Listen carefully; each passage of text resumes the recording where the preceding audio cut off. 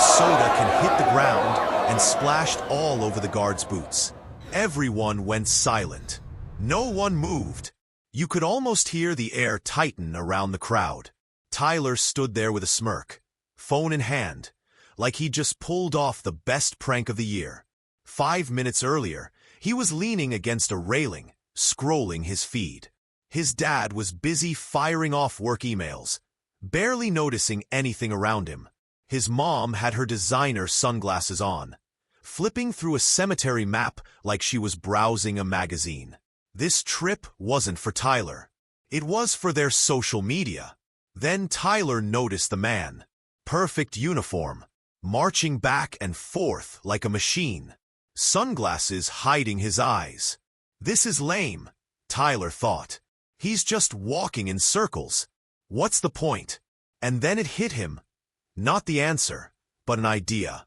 The kind of idea that makes a spoiled kid grin. What if I make him react? Better yet, what if I get it on video? He had a half-empty soda can.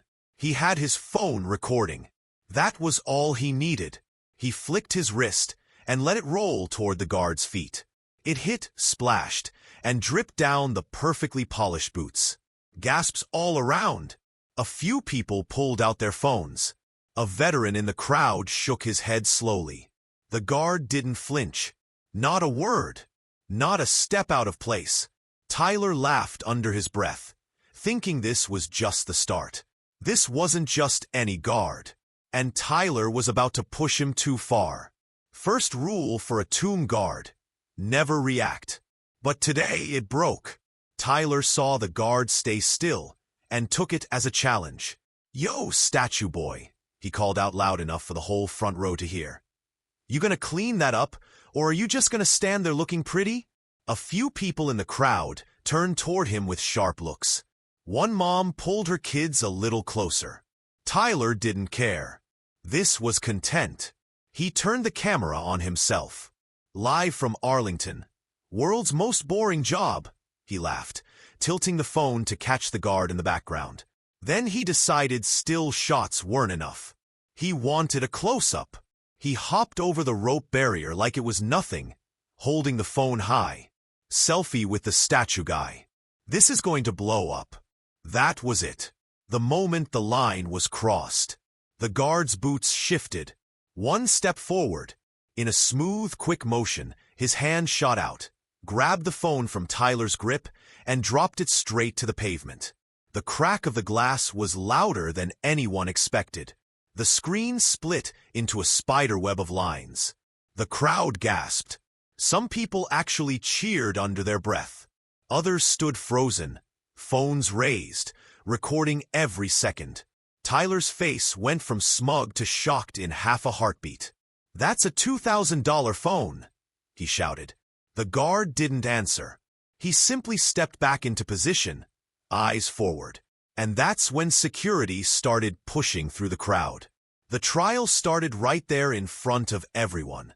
2 uniformed security officers closed in on Tyler, guiding him back behind the rope. Inspector Laura Bennett led the way, her voice firm. "Son, you just assaulted a federal officer and trespassed on restricted ground." "My son?" Jonathan Grayson's voice cut through the murmur of the crowd. He stepped forward in his tailored suit, jaw tight. "He's a child. You can't talk to him like that." Laura didn't flinch. "Your child threw an object at a tomb guard during his duty and crossed into a protected area. That's a federal offense." A man in the crowd wearing a Vietnam veteran cap called out, "Kids got no respect." Another voice, a woman with a Marine Corps pin on her jacket, said louder, "I buried friends here. You should be ashamed." The air was thick with stares, not at the guard anymore, but at Tyler and his parents. Phones were still up, recording. The hashtag Arlington Kid was already popping up on screens. Then the crowd shifted as Colonel Margaret Hayes walked in. Silver hair, steady eyes, and a presence that shut people up without a word. She stepped right up to Jonathan. "Mr. Grayson, I'm Colonel Hayes, and this isn't going away with a phone call or a check." Jonathan crossed his arms. Then what do you suggest? Hayes didn't blink. For weeks. Here, your son will work with our grounds crew, meet veterans, and learn exactly what this place stands for. Tyler let out a short laugh, like she'd just made a bad joke. For weeks? Doing what? Picking up trash. He had no idea just how serious she was. Money could fix most of Jonathan's problems. But not this one. Jonathan stepped in front of Colonel Hayes, lowering his voice like they were about to make a deal. Look, I'll cover any damages. Write whatever number you want on the invoice. Let's just wrap this up quietly. Hayes shook her head. This isn't about money. It's about respect. Something your son doesn't seem to have. Lauren tried next. He's 13. He didn't mean any harm. Maybe a warning would be enough? Before Hayes could answer, Ethan, still standing at his post, spoke without turning his head. His voice was calm, almost flat. Make him see my brother's name. Hayes gave a small nod. He will. Jonathan frowned. What does that even mean? Hayes ignored him and motioned to a staff sergeant nearby. Get him outfitted for grounds duty. Gloves, work shirt. 6 a.m. tomorrow. Tyler laughed. Grounds duty? Like raking leaves? No, Hayes said simply. Like doing whatever you're told. A pair of heavy work gloves was dropped into Tyler's hands. He looked down at them like they were from another planet. His sneakers were spotless. His hands had never held anything rougher than a gaming controller. Hayes leaned in just enough for him to hear. You've got 4 weeks to figure out why those boots you splashed matter more than your phone ever will.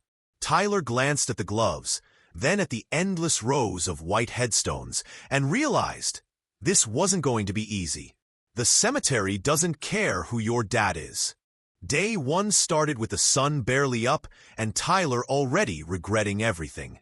A groundskeeper handed him a broom and pointed to a walkway covered in leaves. Start here. No, please. No small talk. Within an hour, sweat was running down his back.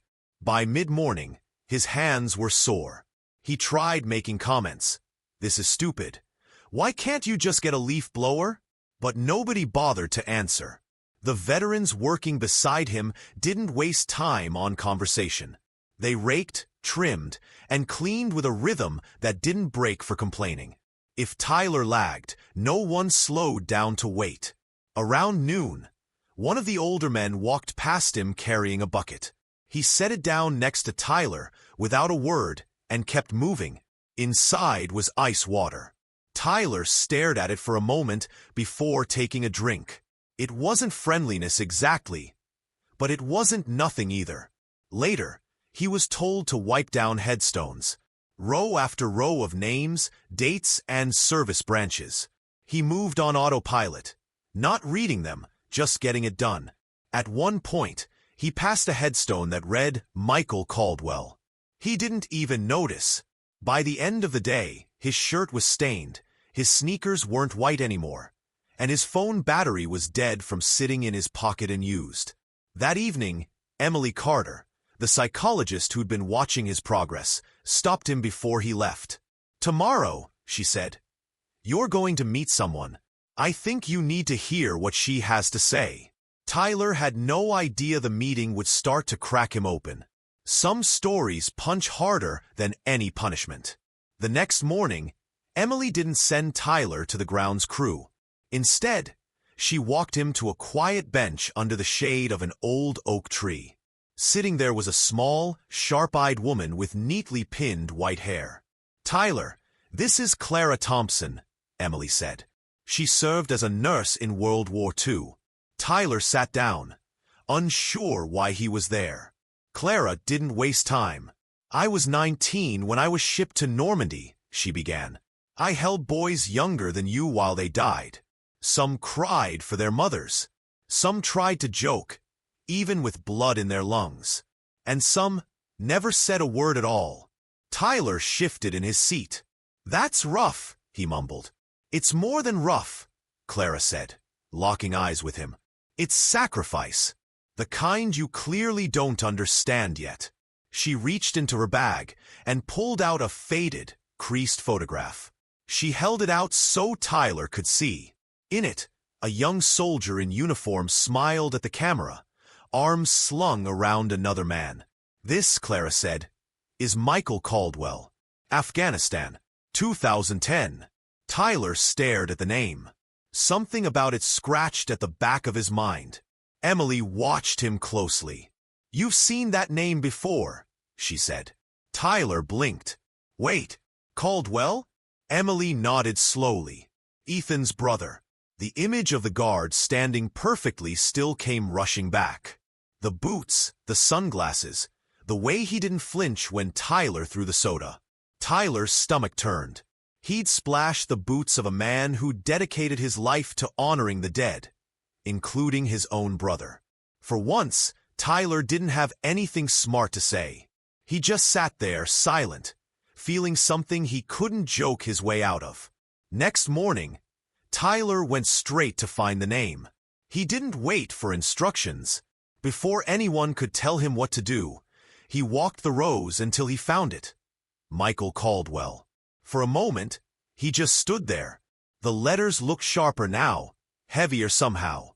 He reached out and brushed away the thin layer of dust, then took the cloth from his pocket and began wiping the stone slowly, carefully. No rushing, no muttering under his breath. That morning, he didn't count the minutes until break. When the grounds crew moved to a new section, he followed without being told. When a rake needed picking up, he just picked it up. He still wasn't talking much, but the sighs and complaints were gone. The work didn't feel pointless anymore, even if he couldn't explain why. By midday, he noticed something small but different. A couple of the veterans gave him a nod as they passed. It wasn't a smile or a pat on the back, just a brief look that said, "You're starting to get it." He didn't know if he was, not completely, but the headstone stayed in his mind all day. Michael Caldwell, Afghanistan, 2010. He kept picturing the photo Clara had shown him. When the day's work ended, Emily was waiting for him near the tool shed. She looked him over, as if she was trying to measure something she couldn't quite put into words. "You've done enough listening," she said finally. "Tomorrow, you're going to talk to Ethan." Tyler felt a twist in his stomach. He wasn't sure he was ready. This wasn't an apology to a guard. It was to a brother. The next morning, Emily walked Tyler to a small office near the administration building. Ethan was already there, in civilian clothes, sitting straight in his chair like he was still on duty. Tyler sat down across from him. His mouth was dry. I wanted to say I'm sorry," he began. "I wasn't thinking about you or this place. I just wanted a clip for my feed. I thought it would make me look cool." Ethan didn't interrupt. He just watched him, calm and silent. "I didn't see you as a person," Tyler admitted. "I didn't think about who you were or why you were here. I get it now. At least, I'm starting to." Ethan leaned back slightly, his eyes never leaving Tyler's. "Michael was my older brother. He joined the army when I was your age. He never came home. That's why I'm here, to stand for him, and for every soldier who can't stand for themselves anymore." Tyler swallowed hard. "I've been cleaning his headstone." For the first time, Ethan's expression shifted. Not a smile exactly, but softer.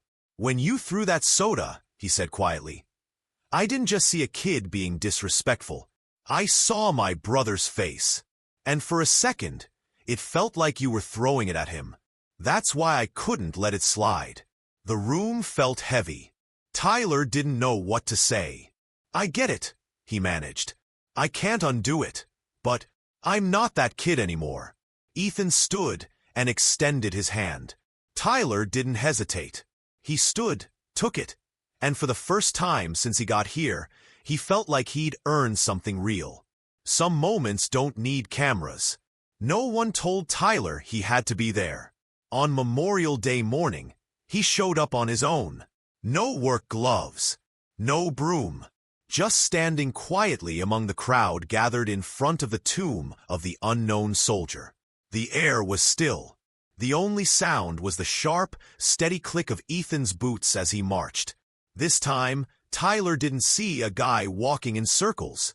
He saw every step for what it was: discipline, respect, a promise kept. Ethan's movements were perfect. The turn, the pause, the rifle shift, each one deliberate. Tyler found himself standing taller without meaning to. When the ceremony ended and the crowd began to move, Tyler didn't head for the exit. He walked alone through the rows until he reached Michael Caldwell's headstone. He held a small bouquet of fresh flowers. Nothing fancy, just something he'd picked up on the way. He knelt, set them at the base of the stone, and rested his hand against the cool marble for a moment. When he stood and turned, Ethan was there at a distance watching. Their eyes met. Ethan raised his hand in a sharp salute. One by one, the veterans nearby followed, their salutes lifting in quiet unison. No one said a word. Tyler felt smaller than he'd ever felt in his life. And somehow better too. The world forgot the hashtag, but remembered the lesson. Within a week, the online narrative had flipped. The clips weren't about hashtag Arlington kid anymore. They were about the boy who owned up, learned, and changed. News outlets called it a redemption story. Tyler launched a small blog aimed at kids his age. Simple posts about what he'd learned: respect, service, sacrifice. No lectures, no guilt trips. Just the truth from someone who had to be humbled to see it.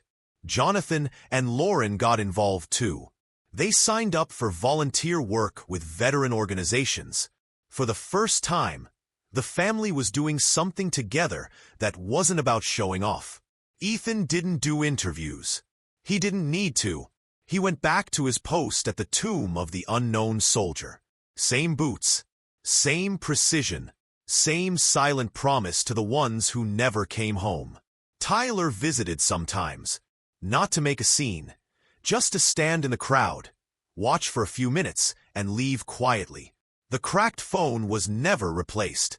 Tyler kept it in a drawer as a reminder of the day that changed him. Next, the day a tomb guard broke every rule to save a child, and the world found out why.